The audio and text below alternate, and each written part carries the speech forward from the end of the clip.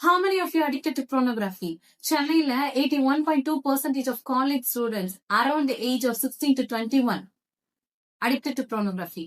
அது மட்டும் இல்லாம வேலூர்ல 45% of students are struggling with this condition. And கோயம்புத்தூர்ல பார்த்தோம்னா ஃப்ரம் ஏஜ் 10 10 வயசுல இருந்து இருக்க பசங்க எல்லாருமே 70% இதுக்கு எக்ஸ்போஸ் ஆயிருக்காங்க. அது மட்டும் இல்லாம தமிழ்நாட்டுல இன்டர்நெட் மூலமா இந்த மாதிரி வீடியோஸ பாக்குறவங்க 70%.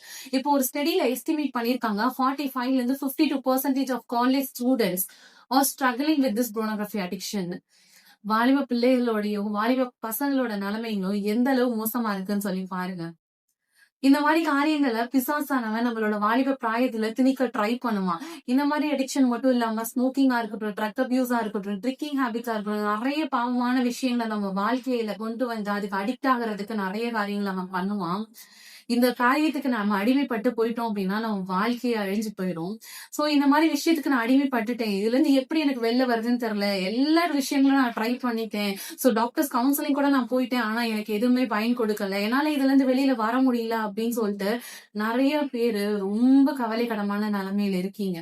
சோ அந்த மாதிரி இந்த வீடியோவை யாராவது பாத்துக்கிட்டு இருந்தீங்க அப்படின்னா நீங்க என்ன ட்ரை பண்ணாலும் இந்த விஷயத்துல இருந்து உங்களால முழுமையா வெளியில வரவே முடியாது.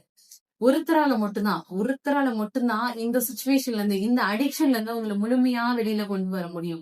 யாரு தெரியுமா? Jesus. Jesus Jesus He's a healer. Whatever addiction you have, that all will be broken and you will be healed by the Jesus Christ. அவர்கிட்ட நீங்க வந்தா மட்டும் போதும். நீங்க எதுவுமே பெருசா பண்ண தேவையில்ல. Come to Jesus. உங்களை ஆண்டவர்கிட்ட ஒப்பு கொடுங்க. Surrender yourself to him. நீங்க அவரை நம்புங்க. முழுமையா நம்பி உங்களை ஆண்டவருக்கு முழுமையா அர்ப்பணிக்கும் போது நீங்க அவர் மூலமா அற்புதத்தை காண்பீங்க.